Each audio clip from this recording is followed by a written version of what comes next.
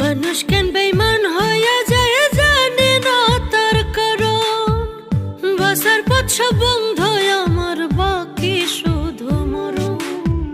সুখের আশায় ঘর বান্ধিয়া, সুখের আশায় ঘর বান্ধিয়া আপন হইল পর।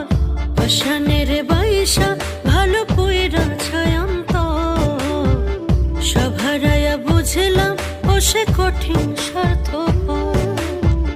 পাষাণের বাইসা